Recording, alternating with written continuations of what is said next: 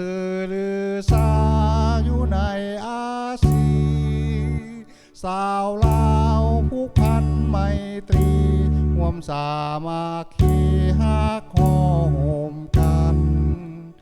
หากสาดหากประเทศเฮาหากเจ้า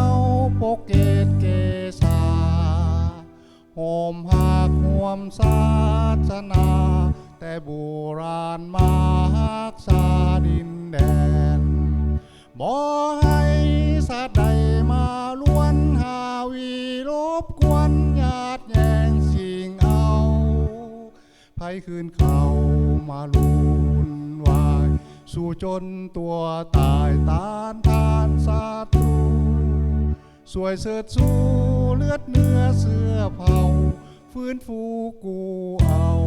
บรรเทาทุกข์ก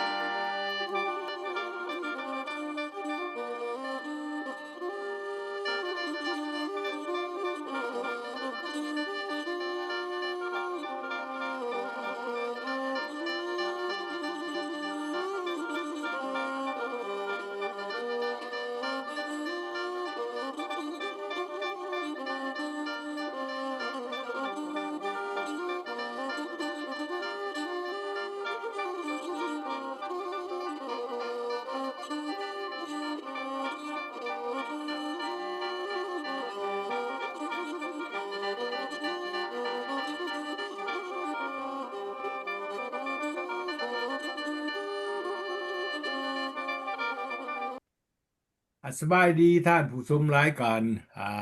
ของข่าววิจารณ์ข่าวของเราอยู่ในขณะนี้รายการที่ท่านชมอยู่ในขณะนี้เป็นรายการประจำสัปดาห์ห้องว่ารายการเจาะปัญหาซอกหาทางออกนำเสนอโดยองค์การพันธมิตร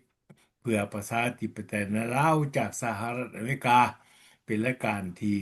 จัดทำขึ้นโดยคณะบริหารขององค์การพันธมิตรเพื่อประชาธิปไตยในลาวจากสหรัฐอเมริกาก็เช่นเคยในอาทิตย์นี้สัปดาห์นี้พวกเขา3 คนก็มีท่านไมโครแพงดีจากเมืองแซนดิเอโกแคลิฟอร์เนียท่านจันทรีมณีวันจากเมืองร็อกกิงแฮมรัฐนอร์ทแคโรไลนาได้กลับเข้ามาพบกับท่านผู้ชมอีกครั้งหนึ่งโดยจะนำเอาข่าวสัญญาว่าจะมีความสำคัญและก็คือขึ้นเต็มที่ละโดยเฉพาะแม่นการหลังจากมีการประชุมสภาอันสุดที่10ครั้งที่9ครั้งที่9หรือที่10ที่ผ่านไปแล้วจบไปมอมานี่ล่ะบ่ประการเสียเวลาเซินท่านไมโครแพงดีและท่านจันทีท่านสบายดีผู้แฟนคลับของเขาซะพอเซินโอเคก่อนอื่นก็ขอถามสบายดีท่านประธานวรังคำสุขแล้วก็ขอสบายดีท่านจันทรีมณีวันแล้วก็ขอสบายดีสมาชิกพันธมิตรประชาธิปไตยในลาวจากสหรัฐอเมริกาแล้วก็พ่อแม่พี่น้องลาวผู้ที่ตามรายการข้าพเจ้าไมโครแพงดีจากเมืองซานดิเอโกรัฐแคลิฟอร์เนียมื้อนี้ก็เฮาก็กลับมาพ้อกันคือเก่าเนาะเอาก่อนเฮาที่จะเข้าตัวรายการนี้ก็ขอให้เชิญท่านจันทรีถามสบายพี่น้องลาวเนาะเอาขอเชิญท่านจันทรีเด้อ ขอบใจนะครับก่อนอื่นก็ถามสบายดีท่านวรังค์คำสุขประธานพันธมิตรประชาธิปไตยในลาวจากสหรัฐอเมริกาสบายดีท่านไมโครแพงดี รองประธานพันธมิตรประชาธิปไตยในลาวจากสหรัฐอเมริกาข้าพเจ้าจันทร์ศรีมณีวันจากนอร์ทแคโรไลนาสหรัฐอเมริกาขอทำสบายดีพ่อแม่พี่น้องลาวอยู่ภายในประเทศและอยู่ทุกมุมโลกนี้ที่ติดตามรายการเจาะปัญหาซอกหาทางออกขององค์การอ่าพันธมิตรประชาธิปไตยในลาวจากสหรัฐอเมริกาพวกเขาก็ได้มีโอกาสมาอาทิตย์ละครั้งละครั้งถ้ามีเวลาพวกเขาก็ได้นำข่าวออกมาสู่สายตาพ่อแม่พี่น้องที่ว่าติดตามรับฟังรายการบ้านเมืองของพวกเขาเองเพราะว่าพวกเขาจำเป็นนะครับพวกเขาก็ต้องได้เว้าได้ว่ามันเกิดขึ้นแนวใดก็ได้ข่าวให้ญาติพี่น้องแห่งความชาติลาวเฮาเนี่ยหมดทุกๆผู้คนได้ติดตามนะครับฟังนํกันเอาขอติดตามสบายดี ขอบใจไมโครท่านไมโครเพลงดีและท่านจันทรีเนาะอ่ะอาทิตย์หนึ่งที่ผ่านมานี่สภาพการต่างๆอยู่ในโลกนี่มีแต่ปัญหาใหญ่ๆวนเวียนเปลี่ยนไปหลายซับซ้อนหลายที่สุดสงครามยูเครนรัสเซียก็ยังบ่ทันได้แล้วกันเป็นเรื่องหนักขึ้น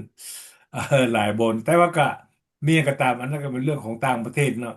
แต่พวกเขานี่มีใจแล้วก็จดจ่ออยากจะเว้าเรื่องนี่แหละสภาพการบ้านเมืองของลาวเฮานี่แหละโดยเฉพาะเพิ่นมีการเปิดประชุมสภากับเปิดการอภิปรายอ่าโดยสภาผู้แทนจากทั่วประเทศเขาได้ร่วมนำนะครับปิดลงแล้วการปิดลงแล้วหันก็ลักษณะท่าทางว่าเป็นอะไรก็มีความเห็นนั่นเองข้าพเจ้าอยากขอฟังความเห็นท่านนั้นก็แพงดีเมี่ยงบ่เนาะอยากจะโอเคนำมาเสนอร่วมกันกับเสนอทานผู้ที่ตามรายการของพวกเขาเพื่อการเรียนรู้และเพื่อข้อมูลเพื่อเขาจะบ่ได้ตกข่าว เดี๋ยวขอเชิญทานทั้งสองเด้อทานไมโครเพ่งดีและทานจันทรีขอเชิญโอเคเนาะเอาก็สิมาเข้าประเด็นของเรื่องซะสำหรับแรงมื้อนี้เนาะอ่าผู้ใดก็ฮู้นำกันแล้วเว้าเรื่องอันน่ะกองประชุมวิสัยสามัญของเทื่อที่10สภาแห่งชาติชุดที่9นี่ก็หาก็แล้วไป 2-3 มื้อหลังนี่แหละพ่อแม่พี่น้องวันนี้ล่ะเฮาสิเอาเรื่องนี้ล่ะมาสนทนากันว่าแนวใดเนาะเบิ่งสภาพรวมแล้วมันบ่มีประสิทธิผลหยังเบิดพ่อแม่พี่น้องหรือว่าภาษาลาวเว้าง่ายๆล่ะเสียหญ้าทมขี้หมาในการเฮ็ดเวียกเว้าซื่อนี่ล่ะ พ่อแม่พี่น้องลาวก็สิได้ฟังนำกันเบิดแหละเฮาก็สิเอาเรื่องนี้ล่ะมาสนทนากันพ่อแม่พี่น้องแล้วก็เบิ่งแล้ว50ปีแล้วได้พ่อแม่พี่น้องบริหารบ้านเมืองก็เป็นแบบนี้ในระบบอันนี้แล้วก็ในคณะรัฐบาลภายใต้ระบอบอันนี้พ่อแม่พี่น้องลาวคิดเบิ่งดูมันสิผ่านอนาคตอันน่ะว่าบ้านเมืองอันนั้นอยู่บ่อันน่ะมีความเจริญรุ่งเรืองอยู่บ่แล้วก็ชีวิตการเป็นอยู่ของประชาชนลาวสิดีขึ้นอยู่บ่พ่อแม่พี่น้องลาวอันนี้ล่ะเฮาอยากเอามาสนทนากันอย่างว่าจังซั่นล่ะแล้วมันเป็นหยังแต่ละประชุมแต่ละเทื่อนี่เฮาก็ฟังต้นปีท้ายปี แล้วก็ผ่านมาแล้วหลายปีมันก็คือเก่าบ่เห็นหยังอันยังสิก้าวหน้าหลายเด้อันที่หนึ่งเพิ่นก็เอาแต่ตัวเลขแล้วมาอ้างมาอ่านกันเออคันว่าเอาตัวเลขตัวมาอ่านก็คือว่าสภาพการเศรษฐกิจชีวิตการมันอยู่ของประชาชนลาวบ่ขึ้นมีแต่คนจมมีแต่ปัญหานี่ล่ะเฮามาเห็นนั่นประชุมหาก็แล้วนี่เห็นปัญหาของเพิ่นนี่หลายที่สุดพ่อแม่พี่น้องแก้ไขบ่ได้เลยมีแต่เฮ็ด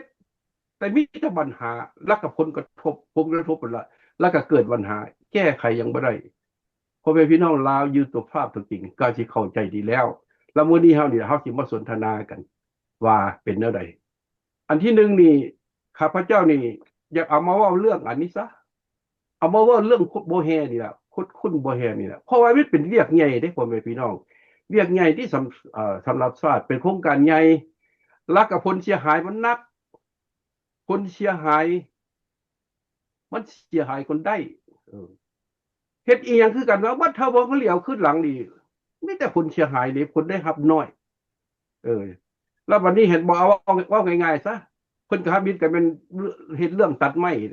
ตัดไม้ขายเฮ็ดบ่แล้วก็สร้างเขื่อน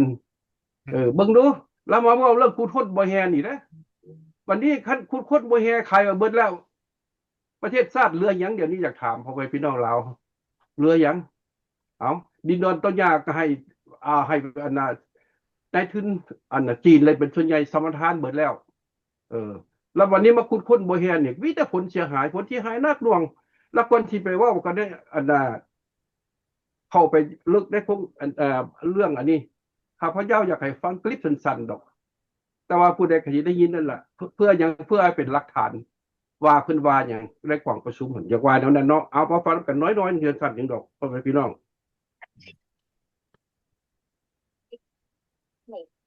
เคยประทาน ในปัจจุบันนี้ถึง บ่คุ้มกับถนนหนทางที่เขาเสียไปบ่คุ้มกับสิ่งแวดล้อมที่เขาเสียแล้วเอาคืนบ่ได้เรียกงานบ่แฮเป็นเอกภาพกับหลายๆท่านสสที่เว้าไปแล้วข้าพเจ้าอยากเว้าลงลึกเติมว่าเฮ็ดทดลอง3 ปีนะแต่ฮอดเดี๋ยวนี้นะรัฐบาลยังบ่สามารถบริษัทเรานี่เข้ามาในระบบปกติแต่ว่าแนวใดแสดงว่าอิทธิพลของรัฐบาลนี่สิบ่สู้กับอิทธิพลบุคคลบ่อันนี้เป็นคำถามซื่อๆเนาะข้าพเจ้าสงสัยซื่อๆว่าเป็นหยังจังค่อยเฮ็ดบ่ได้ถึงขนาดนั้น93บริษัทนี่อยากรู้ว่ามีบริษัทต่างประเทศหลายปานใดเพราะว่ามาเบิ่งแล้วนี่คือว่าเฮามีบ่อแฮหลายแต่พวกเขาขุดสระทรายมันเป็นเงินมหาศาลของประเทศชาติแล้ว93บริษัทได้แต่259.9 ล้านนี่มันบ่คุ้มเลยประธานบ่คุ้มกับถนนหนทางที่เขาเสียไปบ่คุ้มกับสิ่งแวดล้อมที่เขาเสียแล้วเอาคืนบ่ได้บ่คุ้มกับสายน้ำที่อยู่ในนี้ก็มีรายงานเนาะสายน้ำที่เสียแล้วกลับคืนใส่บ่ได้อันนี้นี่เป็นตาน้ำตาตกที่สุดประชาชนแถวนั้นสิเฮ็ดแนวใดบ่คุ้มแท้ๆแค่มีบางตัวที่ลงน้ำลงดินแล้ว1,000 ปีก็บ่เปื่อยอันนี้แม่นอยากให้ นี่ความสำคัญแท้ๆเรื่องสิ่งแวดล้อมเงินเท่าใดก็บ่พอเขาแก้ไขปัญหาระยะสั้นแต่เขาไปก่อปัญหาระยะยาวตัวนี้แม่นข้าพเจ้าเล่าตลอดแม้นเขาแก้ปัญหาการเงินระยะสั้นแต่มันบ่คุ้มกับ90กว่าบริษัทนั่นหมายถึงข้าพเจ้าบ่ฮู้ว่า93บริษัทนี่93บ่มันก็สิเป็นจังซั่นที่สมมุติว่าเงินซ้ำนี่นะบ่คุ้มแท้ๆท่านประธาน93บริษัทได้แต่259.9 ล้านนี่มันบ่คุ้มเลยประธานบ่คุ้มกับถนนหนทางที่เขาเสียไปบ่คุ้มกับสิ่งแวดล้อมที่เขาเสียแล้วเอาคืนบ่ได้เรียกงานบ่แฮ โอเค เอาได้ฟังนำกันแหละ อันนี้เอามาเว้าอันเป็นหลักฐานยั่งยืนละแต่รายละเอียดคือว่าพี่น้องลาวก็สิฟังนำกันเบิดแล้ว นี่ล่ะพ่อแม่พี่น้องลาวเฮ็ดหยังลงไปนี่มันมีแต่ผลเสียหลายคนผลได้บัดนี้อยากถามคืนว่าเนาะตามข้าพเจ้าเบิ่งนี่ทุกๆโครงการเพิ่นเฮ็ดมานี่นะมันบ่แม่นว่าเอาอิงตามหลักการของวิชาการ หรือว่าเอาอิงตามหลักการของพวกวิชาเฉพาะหรือว่าพวก professional มาเฮ็ดนั่นเพิ่นบ่ว่าแนวนั้นเห็นบ่คันสิว่าละเขื่อนสร้างมาก็คืออันนั้นเขื่อนนี่เป็นร้อยๆเห็นบ่ก็ได้หยังสุดท้ายแล้วมาว่าบ่แฮนี่คือกันบ่แฮก็อันเป็นบักอะไรเกือบ193 บริษัทเอามาเฮ็ดอันนี้มันแสดงว่าแนวใดคันที่ว่าแล้วมันผิดอยู่บนว่าพวกค้นคว้าพวกศึกษาค้นคว้าคุณว่า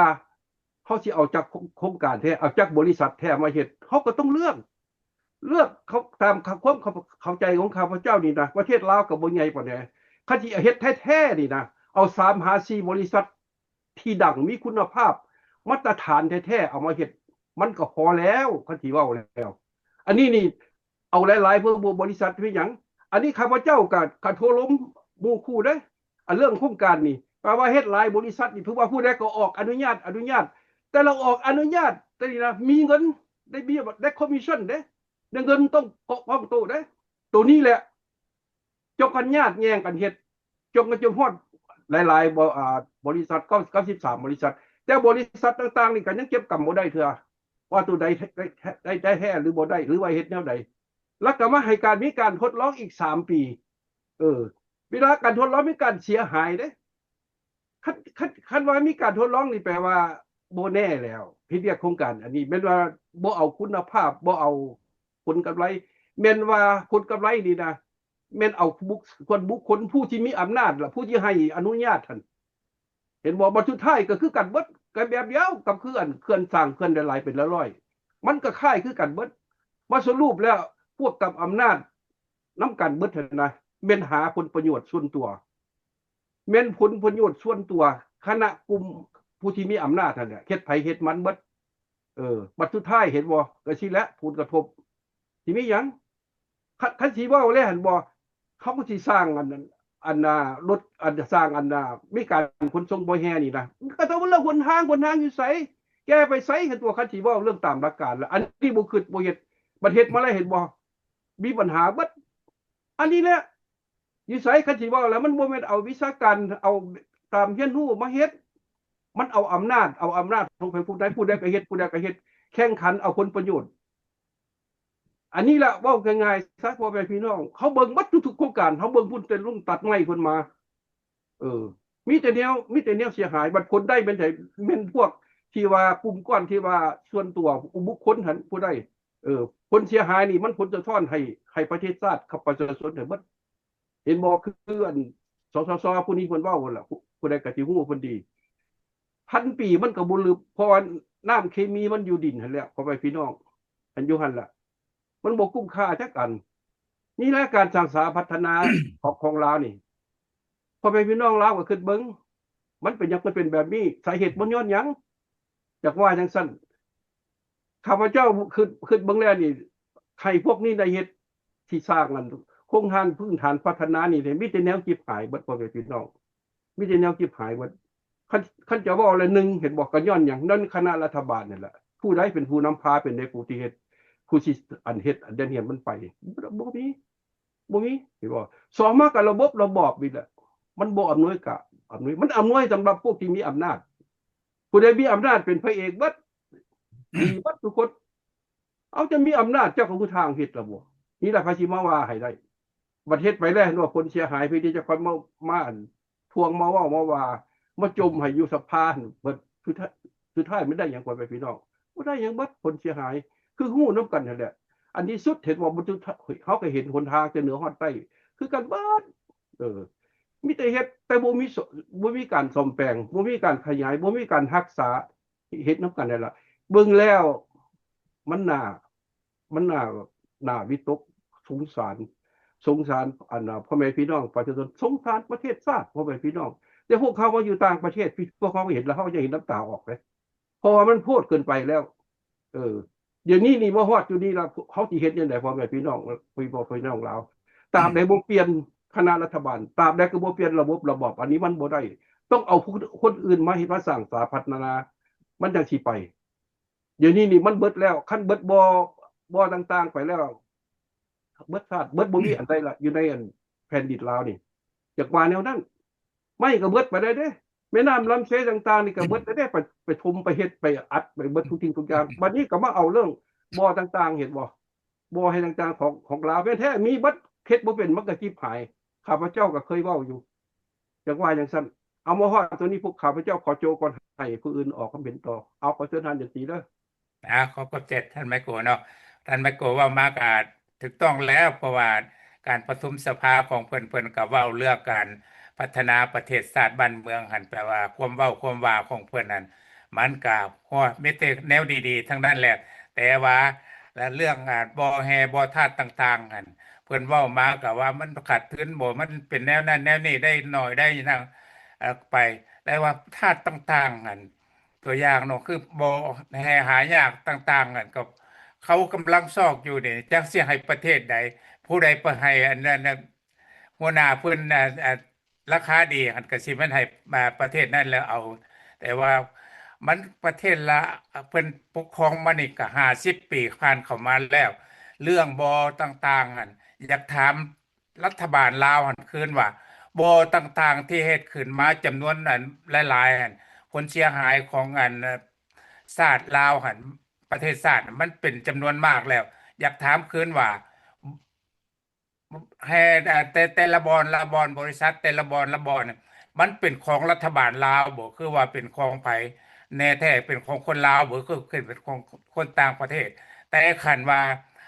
เคลื่อนไฟฟ้าเคลื่อนหยังแต่ว่าเป็นของลาวอยู่แต่ว่าเป็นหยังลาวค่อยไปติดหนี้ค่าไฟฟ้าค่านั้นประเทศไทยบ่แจกบ่แนวนั้นอันนี้มันหมายความว่าแนวใดอยากให้ทางพรรคทางรัฐนั่นมาอธิบายให้ คนลาวอยู่ภายในประเทศนั่นได้ฮู้ได้เห็นนํกันว่าการสัมปทานต่างๆนั่นมันขึ้นอยู่กับพรรคกับรัฐแต่ว่า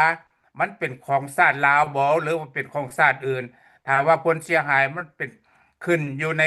ชาติลาวหั่นประชาชนก็ได้รับความลำบากกากกำถนนหนทางต่างๆทุกสิ่งทุกอย่างแต่ว่าประชาชนน่ะได้รับความลำบากแต่ว่าพวกมีอำนาจน่ะแปลว่านูสร้างอยู่ทางจีนแล้วก็ทางไปทางมาสร้างห้างคุณมีให้พักให้พวกข้าเจ้าอยากให้พ่อแม่พี่น้องลาวนมน้อยเกิดใหม่ใหญ่รวมรถนั่นเบิ่งว่า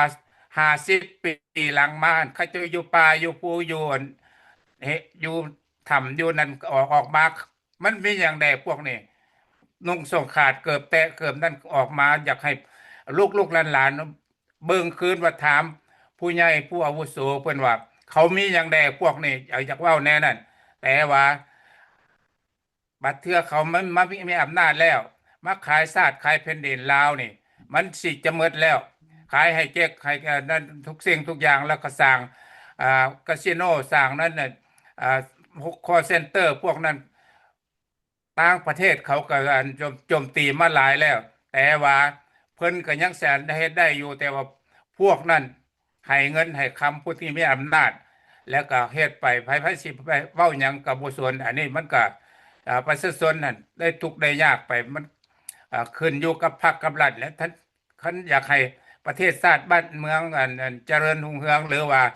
ประชาชนได้อยู่ดีกินดีมีเวียกเหตุงานทำถ้าพวกพ่อแม่พี่น้องลาวบ่เอาใจใส่แล้วก็ปุ้มหุ้มกันแล้วก็เอาจิตเอาใจกันเฮ็ดวิธีใดชาติเฮาจะยืนยงอยู่ได้ยืนอยู่ได้ด้วยลำแข้งลำขาของชาติเองแล้วกันพวกทานต้องพิจารณาแล้วพยายามเปลี่ยนแปลงการปกครองและไล่พวกที่มีอำนาจนี่ออกจากการปกครองกันมันจึงจะประเทศชาติมันจึงจะไปล้นไปม่มไปนั่นแต่คนลาวก็จึงสิอยู่ดีกินดีแล้วก็ลาวในลาวนอกให้ถือว่าเป็นลาวอันเดียวกันพวกเขาก็เสื้อสายมาจากบนเดียวกันบ่ให้ถือว่าลาวนอกลาวในลาวนอกนี่ก็เป็นห่วงลาวในคือกันบ่แม่นว่าพวกเขามาอยู่สบายแล้วเขาก็เป็นห่วงเป็นใยอันพ่อแม่พี่น้องอยู่ภายในประเทศเนาะเอาขอขอบใจขอบใจท่านไมโครแพงดี แล้วก็ท่านเจนซีที่อ่านำเอาข้อมูลต่างๆมาซอยอ่าเบ้าแล้วก็สนทนากันแก้แยกปัญหาสี่ให้ประชาชนลาวของเรารู้จักแล้วก็เข้าใจในปัญหาที่เกิดขึ้นอยู่ในประเทศชาติลาวของเราในขณะนี้และสำหรับข้าพเจ้าเองแล้วข้าพเจ้าตีราคาว่าปัญหาที่เกิดขึ้นทั้งหมดนี่ภายในที่ว่า หลังจากเพิ่นขึ้นกับอำนาจแต่1975เป็นต้นมาได้50 ปีแล้วทุกสิ่งทุกอย่างที่เกิดขึ้นอยู่กับแผ่นดินลาวอยู่ในแผ่นดินลาวและประชาชนลาวได้รับผลตอบแทนอยู่ปัจจุบันนี้ก็เนื่องจากว่ามีหยังเรื่องการอ่อนแอของการบริหารประเทศ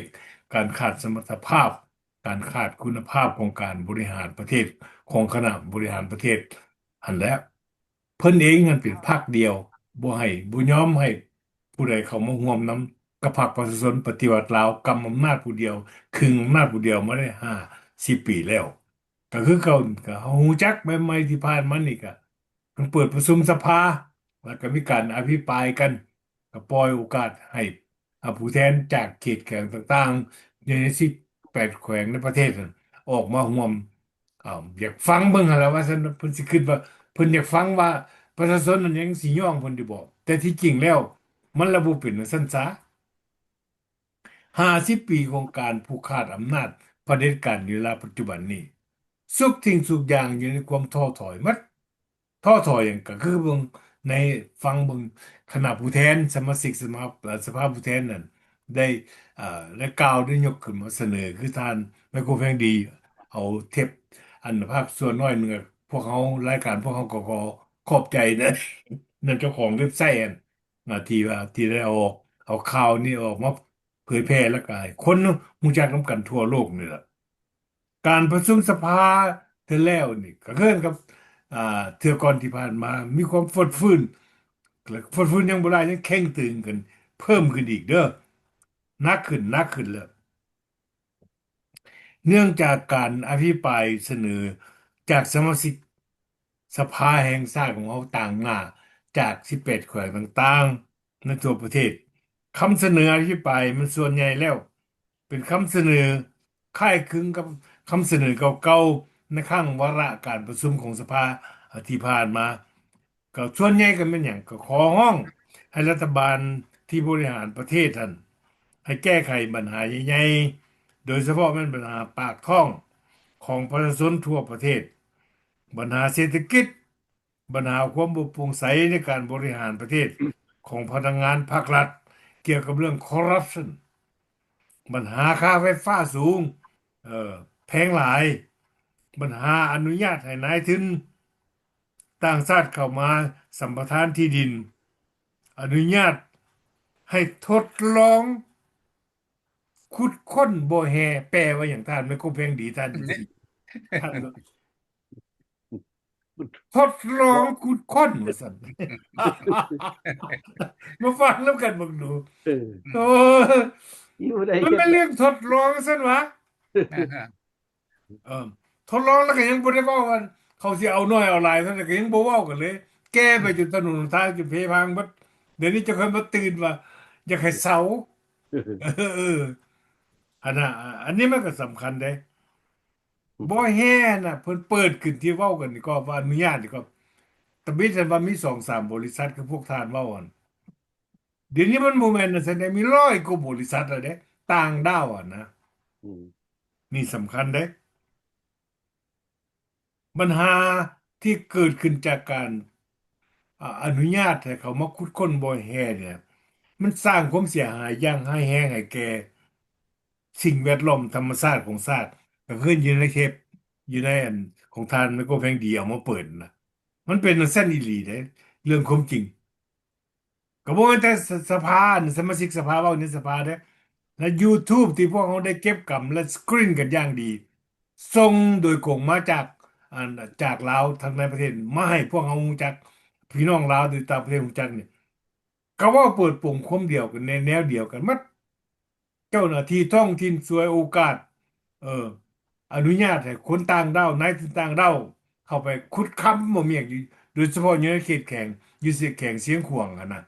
คุดกับคุดมือเว้นกับย่านประชาชนรู้จักให้คุดยามมื้อคืนเออก็แม่นตัวอาจารย์มันก็แพงดีล้วนแล้วแต่อันนี้แหละเป็นพฤติกรรมอันผิดพลาดเลยการซ่อโกงของคณะบริหารประเทศข้าพเจ้าจึงบอกว่ามันบ่เป็นปัญหาที่เว้ากันอยู่ในสภานี่มันเป็นปัญหาที่เกิดขึ้นมาโดนนานและสะสมมาโดนนานแล้วจนกลายเป็นพิษเป็นภัยทุกสิ่งทุกอย่างทั้งด้านเศรษฐกิจ การอยู่ดีอาการปกครองการดำรงชีวิตของพี่น้องประชาชนเราวความทุกข์ยากปากหมองต่างๆกันเกิดขึ้นบีบบังคับในชีวิตแล้วอันนี้นี่สำคัญเด้ความเป็นอยู่ความเป็นมนุษย์ของชนชาติลาวคุณภาพของการอยู่กินตกลงและเป็นประเทศที่ทุกข์จนอยู่ในโลกเรื่องวันนี้นี่เพิ่นเสนอกันในสภาโดยเฉพาะแม่นการเปิดสภาปั๊บเพิ่นก็เชิญนายกมารายงาน นายกกันก็มารายงานอ้างว่า6 เดือนที่ผ่านมาหรือเท่าไหร่ก็ครึ่งปีที่ผ่านมาอืมผลบรรลุผลมีเท่านั้นเท่านี้เปอร์เซ็นต์มันกินได้บ่เปอร์เซ็นต์นั่นน่ะอันคำว่าเปอร์เซ็นต์เพิ่นเว้าหั่นนะประชาชนนั่นก็คันสิเว้าแล้วก็ผลที่ว่ามันเกิดขึ้นคันมาบรรลุมันต้องสำเร็จแล้วมันต้องมีผลกระทบถึงการเปลี่ยนแปลงให้ดีขึ้นแต่มันเป็นการโกงกันข้าม ผลสำเร็จที่เพิ่นเว้าหั่นบ่สามารถที่จะวัดแทกได้เลย ออกมาแต่ในทางลบกระทบกระเทือนถึงชีวิตความเป็นอยู่ของประชาชนทุกมื้อทุกวันอยู่ในความที่ว่าหมดหวัง อันนี้เป็นความเป็นจริงอยู่ในประเทศคำถามพวกเขาที่มีมายังพี่น้องประชาชนลาวในประเทศแต่ว่า7 ล้านคนนั่นน่ะพวกทานบ่มีบ่พวกเขาบ่มีบ่คนที่กล้าหาญที่จะยืนขึ้น เรื่องว่าเวลาการบริหารประเทศนี่มันหมดเวลาแล้วเด้อ สิท่าให้พรรคประชาชนปฏิวัติลาวนี่แก้ไขปัญหานี่มันแก้บ่ได้ดอกก็คือกันก็เว้าอยู่ในสภานั่นแหละประชุมกันไปฟังผู้แทนเว้าแล้วกลับมาบ้านมันก็คือเก่าหัวหน้ากับลูกน้องคณะของเขาอันเดียวกันเป็นพรรคประชาชนปฏิวัติลาวเครือญาติของเขาเปลี่ยนกันขึ้นเปลี่ยนกันลงฟังแต่ว่ากันประธานสภากับนายกเว้ากันหรือเสนอกันนั่นเอาไปมาฟังไปฟังมามันการแยกแยงก็เสียจะเปลี่ยนคืออยากเปลี่ยนประธานประเทศจะเปลี่ยนผู้เป็นนายกญาติแย่งอำนาจกันนี่บ่สิอันเป็นตัวอย่างสินำความเจริญมาสู่ประเทศชาติขอโทษหลายๆข้าพเจ้าเลยอยากบอกจังซั่นแต่ว่าพี่น้องลาวหั่นน่ะถ้าตัดสินใจให้เด็ดขาดซะบ่มีว่าคนกล้าหาญมีข้าพเจ้าคิดว่าอยู่ในประเทศชาติคนลาวมีคนดี มีความหวังดีต่อประเทศชาติมีเจตนาที่อยากจะสร้างสาพัฒนาประเทศชาติประชาชนลาวให้มีความเจริญก้าวหน้ามีเด้แต่พวกท่านบ่กล้าเว้าซื่อๆมันมีอีกกำลังหนึงอีกแต่เป็นคนส่วนน้อยที่ได้รับผลประโยชน์จากเผด็จการนี่นะยังย่องย้อสรรเสริญปันน้ำเป็นตอนกดขี่ข่มเหงประชาชนลาวอยู่มีพวกเขารู้จักเข้าใจและก็รับรู้อันนี้ให้พี่น้องประชาชนลาวตัดสินใจเอาเองแสดงความเป็นเจ้าของประเทศจริงพวกท่านมีสิทธิ์เฮ็ดได้บ่มีไผจะมาบ่มีกฎหมายอันใดป่าเถื่อนกฎป่าเถื่อนอันใดถ้าพวกท่านมีความกล้าหาญบุษจะพวกท่านจะต้องสามารถลุกขึ้นยืนขึ้นเรียกร้องต่อโลกประชาชนลาวแล้วก็เรียกร้องต่อสากลนี่ให้ช่วยเหลือเราพวกเขายินดีก็คือปัจจุบันนี่ล่ะสิซอยทุกวิธีทางเพื่อหยังเพื่อดึงประเทศชาติเนี่ยอนาคตของประเทศชาตินี่นะที่ตกอยู่ในหลุมนรกนี่ดึงคืนขึ้นมาให้ก้าวเดินไปในทางที่ถูกต้องเพื่อผลประโยชน์จะได้เกิดขึ้นและสนองความเรียกร้องต้องการอันแท้จริงของพ่อแม่พี่น้องประชาชนลาวอันนั้นแม่นความจุดประสงค์ของพวกเขาอยากมานั่งเว้านางว่าอยู่นี่ก็ย้อนเหตุผลดังกล่าวนี่แหละอยากให้บ้านเมืองของเขามีอนาคตอันดีแต่ว่าในปัจจุบันนี้ภายใต้การปกครองบริหารอันบ่ถูกต้องนี่ก็ประเทศชาตินี่ล่มจมแน่นอนก็เบิ่งเอาเองล่ะเปิดประเทศขึ้นเริ่มปล่อยให้ตัดไม้ป่าไม้ก็จนหมดให้สร้างเขื่อน100 กว่าเขื่อนค่าไฟฟ้ายังแพงอยู่คือเก่าก็เว้าอยู่ในสภาอีกเทื่อนี้แม่นบ่ท่านเป็นคนดีท่านจะสิเปิดอย่างอีกบัดเนี่ยเปิดให้คุณบ่แฮ่คุณบ่แฮ่นี่เผาน้ำเคมีหันมาสร้างมากั้นอยู่ในบ่อแฮ่ไหลหัวออกไปสู่ที่ทำให้ทำนาสร้างความเสียหายสิ่งแวดล้อมที่ดินที่ประชาชนใช้ผลิตดำรงชีวิตในทางเกษตรกรรมนะใช้การบ่ได้เสียหายหมดเอามีหยังสิก้าวหน้าได้ต่อไปอีกรัฐวิสาหกิจเพิ่นอีกขายไปหมดส่วนแล้วไฟฟ้าก็ขายให้จีนสายการบินลาวก็ขายให้จีนไปอีกแล้วอันนี้ยังบ่เฮาบ่ทันได้เว้าเด้ปัญหาต่อไปอีกปัญหาเรื่องสแกมเมอร์เรื่องหยังต่างๆอีกเป็นปัญหาที่รอท่าที่เกิดขึ้นและสร้างความเดือดร้อนให้แก่พ่อแม่พี่น้องประชาชนลาวนะให้ฟังนำกันให้เข้าใจปรึกษาหรือนํกันพวกลาวนี่มันต้องเข้าใจกันจับมือถือแขนกันหาผู้นำผู้หนึงให้มันได้เอาคนผู้นำอยู่ในเมืองลาวน่ะบ่จำเป็นดอกเอาคนลาวนอกลาวหยังบ่จำเป็นพวกท่านก็มีปัญญามีสมองคือกันหันใจกินข้าวเหนียวคือกันอย่าเว้าจังซั่นมื้อนี้ท่านไม่กูแพงดีเอ้ยมันจะต้องอยากเว้าซื่อนะเว้าตามความเป็นจริงโลดบ่เว้าล้อมค้อมดอกเว้าล้อมค้อมบ่แก้ไขบ่ได้เว้าล้อมค้อมมันนิสัยและก็สันดานหยาบ ของพรรคประชาชนปฏิวัติลาวบ่ยอมรับความจริงจักเทื่อความผิดพลาดของเขาเต็มมีเต็มเพียงฟ้าเขาไปทิ่มโทษใส่ผู้อื่นผู้น่ะว่าผู้อื่นมันผิดพลาดเขาหันเป็นคนถูกอยู่ตลอดเวลาอันนี้มันสันดานของคอมมิวนิสต์เผด็จการขอบใจไมเคิลต่อท่านจะสีต่อ อ่า บ่ได้ยิน ไม่ เสียงบ่ได้ยินเสียง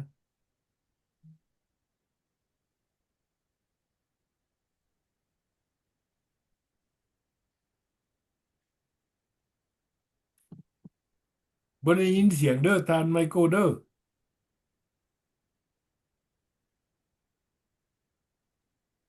ข้าพเจ้าอยากเว่าว่าถ้าตราบใดการสอราชบังหลวง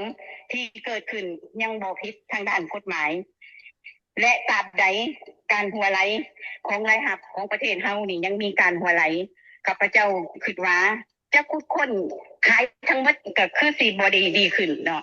ฉะนั้นแหละบ่ต่างหยังกับการตักน้ำใส่กระคุถ้าว่ากระคุหัว ตักน้ำเบิดน้องมันก็บ่เต็มคุนั่นเนาะอันนี้ข้าพเจ้าอยากยกให้เห็นว่าปัญหาสอราชบังหลวงนี่มันเป็นพื้นฐานที่เฮ็ดให้ปัญหาเฮาประเทศเฮานี่พบความยุ่งยากเป็นพื้นฐานที่เฮ็ดให้งบประมาณมวลเฮานี่บ่เข้าหลักเนาะฉะนั้นเลยข้าพเจ้าเสนอให้รัฐบาลใน5 ปีต่อหน้านี่ขอให้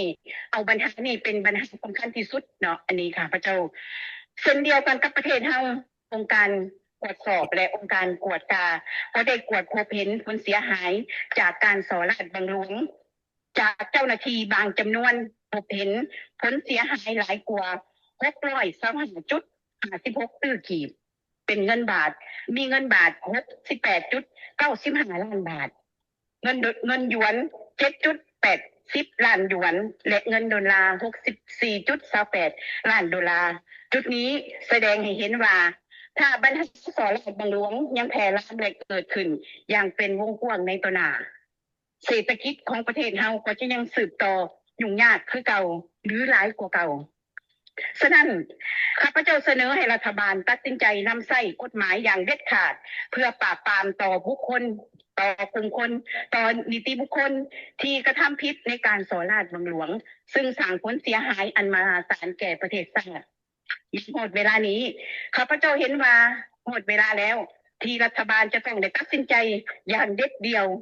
และเด็ดขาดต่อการกำจัดและปราบปรามการสอราชบังหลวงที่เกิดขึ้นในประเทศลาวเหมือนเฮาเป็นยังไงทุกคนคิดยังไงครับ โอเค ก็ได้ฟังกันคลิปไปแล้วเนาะ เพราะเรื่องการสอราชบังหลวงเนี่ยบ่มีสิ้นสุดพ่อแม่พี่น้องเดี๋ยวนี้แห่งขยายหลายปราบตัวแดงขยายเกิดไปเบิด อยู่ในสายก็เกิดออกเบิดออกคือเฮ็ดนี่แหละเรื่องการสอราชนี่อันนี้มันแสดงมาอย่างไรเนาะพ่อแม่พี่น้องอันนี้แหละบ่สิ้นสุดในระยะผ่านมา50 ปีนี่การที่สิ้นละอยู่คือเก่าแล้วบัดนี้หันน่ะอยากถามว่าพ่อแม่พี่น้องลาวว่าอยากปราบวันนี้แล้วสิเฮ็ดแนวใดได้อยากถามมีเท่านั้นแหละพ่อแม่พี่น้องลาวคิดแนวใดว่าอยากปราบอันนี้ได้เพราะว่าแต่ละเทื่อนี่ประชุมแต่ละเทื่อของสภานี่เพิ่นก็ยกเอามาเว้าเด้หน่วยงานตรวจสอบอันก็มีแต่ก็บ่เห็นหยังเบิดอันนี้ล่ะพ่อแม่พี่น้องอันน่ะเรื่องการสอราชบังหลวงเพราะว่าหยังผู้ที่เฮ็ดผู้สอราชบังหลวงก็มีแต่พวกนายพวกที่มีอำนาจพาเฮ็ดนายแหละเป็นหัวหน้าพาเฮ็ดนายกับลูกน้องนำกันมันก็จะประเทศได้อันนี้แหละแล้วอันคือเพิ่นเว้าสสนี่เพิ่นเว้าข้าพเจ้าจือแต่คำว่าคือแบบอันน่ะคู่น้ำมันละคู่น้ำมันหัวสิตักน้ำเบิดดองก็มันก็บ่เต็มจักเทื่อนี่แหละข้าพเจ้าฟังแล้วคักดีว่านี่แหละเรื่องการสอราชบังหลวงเงินหามาได้ตามธรรมดานี่ข้าพเจ้าจือได้พุ่นน่ะแต่ 3-4 ปีหลังพุ่นน่ะอันมีอันสสของเวียงจันทน์ท่านอีหยังบ่ล่ะข้าพเจ้าบ่จือและการรายรับรายจ่ายของลาวนี่ละว่าเราไปเบิ่งกันมีหยังบนด้านกวดเขาเฮ็ดทั้งเว้นทั้งคืนแล้วบอกว่าโอ้ยมันเงินมันละได้แท้ๆแต่มันไปใส่เบิดเราเว้าเห็นบ่เพราะเบิ่งแท้มันแท้คันเฮาบริหารได้ดีนะ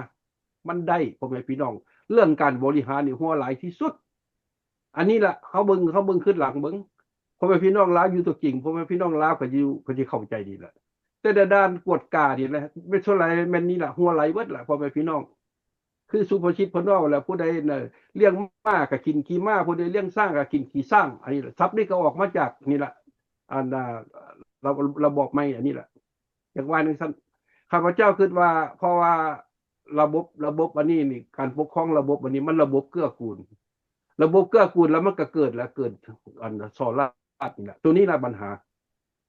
ยากบอกซื่อๆนี่แหละตราบใดขั้นบ่เปลี่ยนอันนี้ล่ะพวกเขาอยากเปลี่ยนระบบการปกครองให้มันเป็นเสรีประชาธิปไตยมันอยากสิอันเป็นหูเป็นตาซอยกันในการสราชมันบางหลวงมันก็หลุดพรเบิ่งแม่เขาเฮ็ดเขาปกครองกันเบิดโลกนี่จะเบิ่งรถเปรียบเทียบใส่เบิ่งระวังการเมืองระวังค่ายเสรีประชาธิปไตยกับค่ายสังคมนิยมคอมมิวนิสต์นี่บ่เบิ่งสหรัฐบางหลวงอันใหญ่ที่ว่าดังที่สุดไปก็ฮู้กันเป็นจีนนี่แหละจีนนั่นแหละเวียดนามลาวบ่กัมพูชาพวกเผด็จการนี่ระบอบเผด็จการพรรคเดียวอันนั้นละตัวการตัวนี้แหละมันแก้ไขบ่ได้ละ เพราะว่าบ่ได้มันมีอันนั้นแท้นี่มันก็เฮ็ดโลดเพราะว่าผู้เดียวได้เฮ็ดอำนาจนำผู้เดียวอำนาจนำหัวหน้าอำนาจนำนายอย่างนี้ก็เกิดขึ้นแล้วนี่ล่ะการสราชมันเกิดขึ้นแล้วนั้นจังซั่นล่ะพ่อแม่พี่น้องว่าวันนั้นเพิ่นว่าเพิ่นเรียนศีลธรรมปฏิบัติโธว่าศีลธรรมปฏิบัติอยู่ไสคันว่าเรียนศีลธรรมปฏิบัติปฏิงานภาครัฐคือมันหลักแท้มันคือตัวราชหลายแท้มันบ่ได้มันใช้การบ่ได้แล้วพ่อแม่พี่น้องนี่ล่ะเขาจะพบว่าระบอบอันนี้มันล้าหลังแล้วมันบ่ไปสร้างให้คนนี่ขี่ตัวสร้างให้คนนี่ขี่ลักของรัฐเอาของพนักงานภาครัฐอยู่ในขีดหลักมันก็ฮู้ทางหลักได้และเฮ็ดเอาแล้วว่าจังซั่นพ่อแม่พี่น้องลาวเข้าใจเบิดแล้วพ่อแม่พี่น้องลาวก็ได้ชิมรสชาติละอันนี้ล่ะระบบสังคมนิยมมักอยู่บ่พ่อแม่พี่น้องลาวอยากว่าจังซั่นล่ะตราบใดเฮาบ่เปลี่ยนบ่แก้ไขตัวนี้เป็นบ่ได้พ่อแม่พี่น้องลาวมันก็เป็นแบบนี้ล่ะสิเปลี่ยนผู้นำใหม่เปลี่ยนคนใหม่ก็คือเก่าเพราะว่าอำนาจมันก็อยู่นำผู้เก่าว่าดีอยากให้เข้าใจมันค้ากันอยู่บ่ดีเด้อพ่อแม่พี่น้องลาวอยากว่าท่านละการสร้างสาพัฒนาก็ได้แล้วก็สิเพิ่นก็มีเบิดครบเบิดนะอยู่แน่ๆนะแต่ว่าเฮ็ดหยังบ่ได้ก็บ่แพ้ผู้อำนาจคือเก่าเดี๋ยวเพิ่นก็ในเด้เพิ่นก็ยังเว้าหั่นเด้อันน่ะมีหยังข้าพเจ้าครับคุณราชการเพิ่นก็ว่าประชาชนปลาไก่ตัวนึงนี่ถูกจับว่า บัดเฮาเห็นแท้ๆผู้รักผู้ดันแท้ผู้โสราชแท้ๆนะบ่กล้าจับเพิ่นว่าบ่กล้าแล้วบ่มีอำนาจผู้เฮ็ดมีแต่คนมีอำนาจบ่ได้ก็เลยเสยเบิดอันนั้นแหละมันมาเอาเปรียบเอารัดกันอยู่บ่นี่ล่ะพ่อแม่พี่น้องลาวอยากว่าให้ซั่นล่ะกับอีกเพิ่นพูดผู้แทนเพิ่นก็จะว่าคันการคุ้มครองกันประชาชนนี่บ่ยากเพิ่นเว้าสสเพิ่นก็เว้าเด้แม่นแท้บัดคันประชาชนเฮ็ดผิดนี่แม่นมาอันได้เป็นผู้มีผู้จับแท้คันแม่นเจ้าหน้าที่พนักงานภาครัฐนี่เฮ็ดผิดนี่นะบุ้ยผู้ใดสิจับเขาเจ้าถามคืนมันก็แม่นแท้เด้พ่อแม่พี่น้องอันนี้นะมันมาเอาเปรียบเอารัดกันอยู่บ่นี่ล่ะระบอบอันนี้อยากให้พ่อแม่พี่น้องลาวคิดนำกันเด้อแล้วเขาก็สิรักษาอันนี้ไว้อยู่ดอกพ่อแม่พี่น้องรักษาไว้อยู่บ่อยากว่าจังซั่นอันนี้ล่ะพวกเขามาเว้ามาวิเคราะห์มาค้นคว้ามาเว้าให้กันฟังโอ้ล้มให้กันฟังอยากให้พ่อแม่พี่น้องลาวเข้าใจนำกันพวกเขาบ่ได้เป็นศัตรูของพ่อแม่พี่น้องลาวเด้อพวกอย่าว่าจังซั่นล่ะผู้ที่เฮารับบ่ได้มันอุปสรรคของเขาแม่นระบอบการเมืองนั่นแหละที่ว่าเฮารับบ่ได้เว้าง่ายๆซั่นล่ะเฮาไปเฮ็ดบ่ได้เว้าซื่อๆดีเพราะว่าหยังเห็นบ่คัดเบิ่งเฮาเบิ่งแม่เพิ่นก็เว้าเดี๋ยวนี้เพิ่นก็บ่เว้าเรื่องเอาแต่อิงใส่ประชาชนเป็นพื้นฐานเด้หังว่าซื่อๆแต่ว่าเขาเว้าหยังบ่ได้ออกแนวทางทิศทางได้แบบว่ากระปาบเขาคือเก่าเว้าซื่อๆแต่ว่าข้าพเจ้าก็เห็นว่าอยู่ในสภาสสนี่ดีหลายแล้วมีความกล้าหาญเว้าเบิดเดี๋ยวนี้เว้าแป้นละเลี้ยวขึ้นหลังนี่แปลว่ากล้าหาญอันนี้เฮาชมเชยเด้อ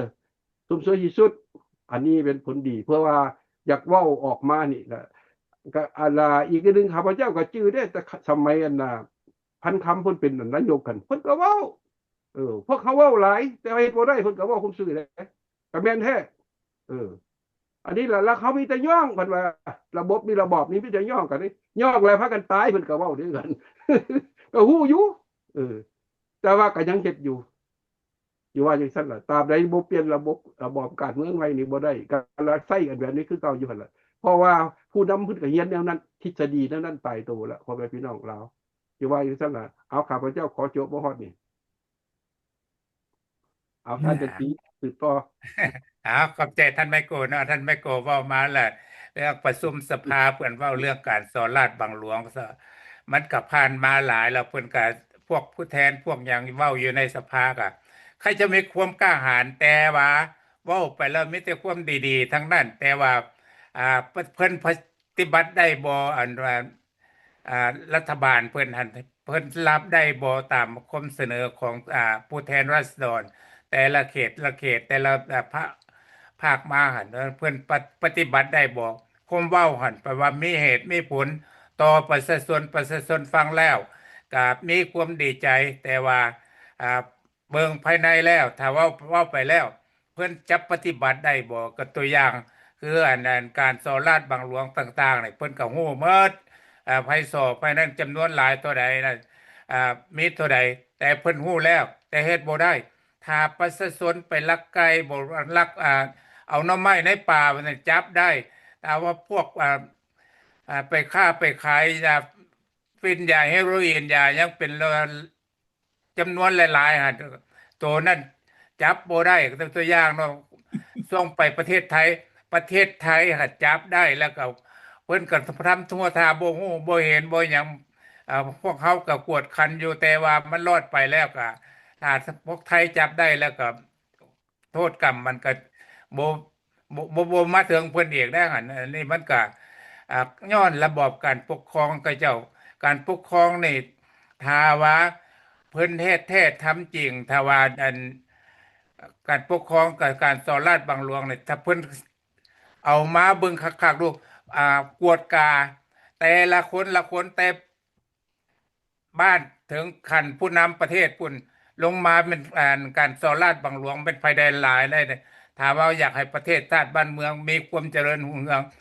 นำเบิ่งดูว่ามันผู้ใดมันสอหลายสอน้อยเอาเก็บกวดขึ้นเบิ่งดูคันว่าเฮ็ดได้ ประเทศลาวนี่แปลว่าข้าพเจ้าคิดว่าประเทศลาวนี่เจริญรุ่งเรืองกว่าทุกประเทศ แต่ว่า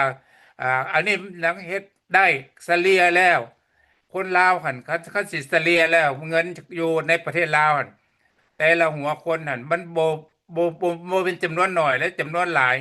แต่ว่ามันเสลียความทุกข์ยากประชาชนน่ะทุกข์ยากหลายคนคันเสลียหัวคนเป็นเงินเป็นนั่นอัตราต่างๆหั่นแปลว่ามันหลายกว่าตัวอย่างก็คือถ้าว่าเพิ่นเฮ็ดได้ถ้าเพิ่นมีเงินมีคำประชาชนนั่นถ้าเฮ็ดสมมุติคือประเทศไทยหั่นผู้เฒ่า60 ปีไปเขาเจ้าให้เงินอันผู้สูงอายุแล้วพวกคนเสียวของข้ามันอย่างเขาเจ้าก็ให้ถ้าว่าพวกใช้ไฟฟ้านี่คือกันคันใช้หน่อยหั่นความทุกข์ยากเขาเจ้าก็ให้ใช้ละล่าอันนี้มันก็ถ้าว่าประเทศลาวหั่นมีเขื่อนไฟฟ้าหลายๆหั่นให้พวกทุกข์ยากพวกหยังให้ใครจะใช้เบิ่งดูว่าอันมันสิเป็นประโยชน์ต่ออันทางภาคทางรัฐอันนี้ มีแต่ว่าเดี๋ยวนี้ก็ยังว่าเก็บเงินเก็บคำนับประชาชนผู้ละ3,000 ไปเฮ็ดแนวนั้นแนวนี้มันเป็นไปได้แนวใดแต่ว่าการสอนราชบังหลวงนี่ถ้าว่าเฮ็ดได้ มันก็คือจะดี แต่ว่า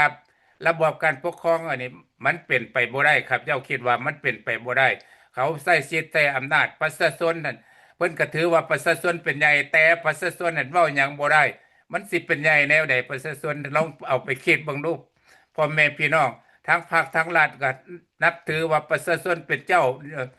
หยังเจ้าหนี้เจ้าสินให้พรรคให้รัฐเอาไปใช้เหมือนแล้วประชาชนประเทศชาติเป็นหนี้เป็นสินเพื่อว่าพรรคเพื่อรัฐของเขาเจ้าอันนี้มันเป็นแนวด้านครับความคิดความนึกคิดของข้าพเจ้าเองนะแต่ว่าคนอื่นจะคิดเป็นแนวใดก็ตามถ้าว่าประชาชนลาวหั่นอยากขอเตือนอีกว่าพ่อแม่พี่น้องลาวหมดทุกชนชาติชนเผ่าอยู่ในประเทศลาวน่ะพร้อมเพรียงเฮียงหน้ากันสิเฮ็ดวิธีใดประเทศชาติเฮาจะอยู่รอดไปพวกท่านต้องตัดสินใจเองถ้าพวกท่านบ่ตัดสินใจสิให้ชาวโลกเขาจะมาเปลี่ยนแปลงการปกครองให้พวกท่านอาจเป็นไปไม่บ่ได้แต่ว่าขอให้ร่วมจิตร่วมใจกันบ่มีพลังอันใดจะเหนือกว่าพลังประชาชนในประเทศนั้นเนาะเอาขอบใจ เดี๋ยวขอขอบใจโมเรื่องขอออกความคิดเห็นเพิ่มเติมซอยเรื่องเกี่ยวกับเรื่องการปราบปรามเรื่องการสอดรัดบังหลวงคอร์รัปชันของนั่นนะคณะนำหรือคณะบริหารประเทศชาติที่ในสปปลาวนี่พวกเขาก็ได้ฟังแล้วก็ได้นำข่าวแต่ว่านำข่าวซื่อๆเบิ่งข่าวซื่อๆจนข่าวนี่หนาแน่นขึ้นนักขึ้นพวกเขาก็จะได้ออกความคิดความเห็น โอเคก็เป็นช่วยหาทางแก้ไขคิดว่าเรื่องปัญหาคอร์รัปชันนี่มันเป็นปัญหาที่ว่าอ่าแก้ดึงแล้วก็อยู่ในโลกนี่อยู่บนใดถ้ามีคอร์รัปชันเกิดขึ้นในว่าในระดับประเทศละประเทศนั้นจะต้องถูกล่มละลายอย่างแน่นอนก็ตัวอย่างที่เราเห็นใกล้ๆเนาะอยู่เวียดนามจับอันน่ะผู้หญิงคนหนึงอันน่ะเป็นเจ้าของธนาคารนั่น เอ่อจับแท้เนี่ยอันนี้เขาจับแท้เอาขึ้นศาลแท้เอ่อแล้วเมืองจีนก็เช่นเดียวกันเขาจับบัดนี้อยู่ในสปปลาวนี่มีแต่ข่าวเว้ากันซื่ออืมๆแต่ว่าปรากฏว่าก็คือจังว่าอันแชร์หรือว่าอันมีความคิดอุดมการณ์ปฏิวัติรวมอันเดียวกันกับสังคมนิยมแบบเดียวกับนำที่ตามเวียดนามและกับจีนเวียดนามเป็นอย่างจะก็เฮ็ดได้ปราบปรามได้จีนเป็นอย่างก็เฮ็ดได้ปราบปรามได้ ส่วนลาวเด้มันเป็นจังไดเขาจะต้องมาเบิ่งลึกเข้าไปกว่านั้นอยู่ในสปปลาวนี่แม่นอ้างอิงว่าเป็นสังคมนิยมเป็นคอมมิวนิสต์เอ่อรักษาชนชั้นบอกว่านักเว้าไปนะอันนี้ข้าพเจ้าบ่ได้เรียนนะข้าพเจ้าเว้าบ่คล่องปานใดแต่ว่าแต่ว่าพอฮู้อยู่มันเว้าประมาณก็ มันเป็นปัญหาที่ว่าอันกลุ่มคนกำอำนาจเผด็จการใช้สิทธิ์ซื่อๆกฎหมายของประเทศที่เขาประกาศใช้อั่นเขาประกาศเขาปกครองประเทศมา15ปีแต่วิบุมีธรรมนูญเด้บุมีกฎหมายได้มีแต่กฎหมู่ของเขาจนสุดท้ายมันก็จะได้มาประกาศใช้1991บัดนี้มาเบิ่งว่าเรื่องกฎหมายคันว่าเรื่องกฎหมายอยู่ในคณะของเขาอะ กฎหมายหั่นเป็นเพียงที่ขึ้นเครื่องมือเป็นทูลอันหนึ่งมีไว้เพื่อบีบบังคับปราบปรามประชาชนอยู่ในคณะทันแท้ของเขาหั่นปรากฏว่าเขาบ่ได้ปฏิบัติตามกฎหมายที่ได้ถูกแต่งตั้งขึ้นนั้นอันที่รับรู้คือว่าเสนอผ่านสภาหรือในการเล่นละครของเขาหั่นล่ะบ่เป็นซั่นระบอบของการบริหารประเทศปัจจุบันนี้แม่นระบอบเกื้อกูลกัน คนเจ้าคนข่อยคนผักเบิ่งการแต่งตั้งกันคือจังว่าอัยการสูงสุดของชาตินั่นแม่นไผนามสกุลอืมเออแล้วบัดนี้เรื่องประชาชนที่ว่าอื้อสาวกันอยู่ปัจจุบันนี้นี่เรื่องคอร์รัปชันเรื่องเอารัดเอาเปรียบนี่นามสกุลใดแข่งกันหมู่หลายกันหมู่อืมมัน4,000 ดอนได้เว้ารถเว้าความจริงอยู่หั่นกรณีใหม่ๆนี่นะท่านเสริมไสกลุ่มมัสยิด ถึกแต่งประกาศว่าถึกแต่งตั้งให้ลงไปปราบพวกสแกมเมอร์อืมที่หนีออกจากเขมรเข้ามาอยู่ทางภาคใต้ของลาวหั่นทำการยึดทรัพย์สินได้$200 กว่าล้านอืมพร้อมทั้งยึดและอายัดก็ว่าได้อายัดนั่นน่ะเป็นรถเป็นอย่างลุกซ์รี่ต่างๆไอเดนต่างๆเป็นจำนวนเป็น10ล้าน ประกาศออกมาทางอันออนไลน์แต่หากบ่เห็นรูปบ่เห็นหลักฐาน